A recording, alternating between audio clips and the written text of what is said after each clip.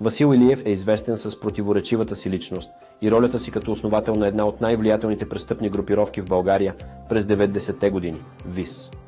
Преди да се утвърди като фигура в престъпния свят, Васил Илиев е бил успешен спортист и борец, като дори печели редица национални и международни състезания.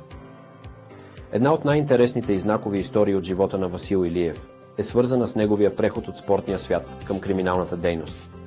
В края на 80-те години, след промените в България, много спортисти от спортните клубове, особено борците, губят държавното финансиране и перспективите си за бъдещо развитие.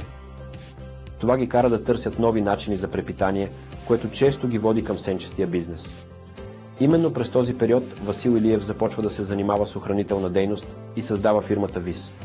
Началото изглежда легално, но с времето фирмата се трансформира в престъпна групировка, замесена в рекет, контрабанда и пране на пари.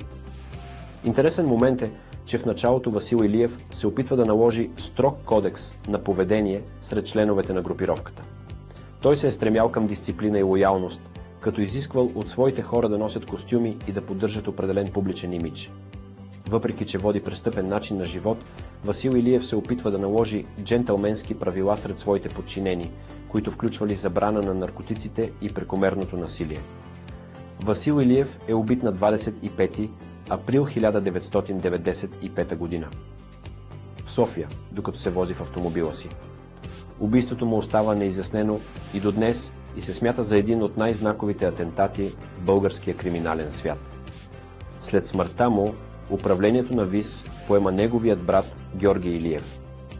Васил остава запомнен като харизматичен лидер с ясна визия за своето време, който обаче не успява да избяга от опасностите на престъпния свят, който сам създава. Най-голямото предположение за убийството на Васил Илиев е, че той е резултат от вътрешни конфликти в подземния свят и борба за надмощие между престъпни групировки. Основните версии се фокусират върху следните възможни мотиви. 1. Конфликти между групировки. Една от водещите хипотези е, че убийството е организирано от конкуренти на Васил Илиев в престъпния свят. По това време различни групировки са в постоянна борба за контрол върху територии, бизнеси и влияние. Илиев, като лидер на групировката ВИС, има много врагове и това го прави мишена. Втора теория е, че убийството може да е било резултат от вътрешно предателство в самата организация на ВИС. Такива вътрешни конфликти не са били необичайни, особено когато става въпрос за разпределение на ресурси и власт. Трето. Неуредени финансови и бизнес взаимоотношения. Спекулира се, че убийството може да е свързано с неуредени финансови сделки или бизнес интереси. Илиев има участие в множество нелегални дейности, включително рекет, охранителен бизнес и контрабанда, което го поставя в конфликт с други влиятелни фигури. Четвърто. Поръчка от международни криминални кръгове.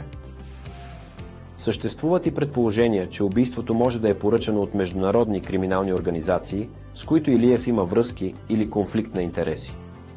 Въпреки всички тези хипотези, няма конкретни доказателства, които да подкрепят нито една от тях, и убийството на Васил Илиев остава неразгадано до днес.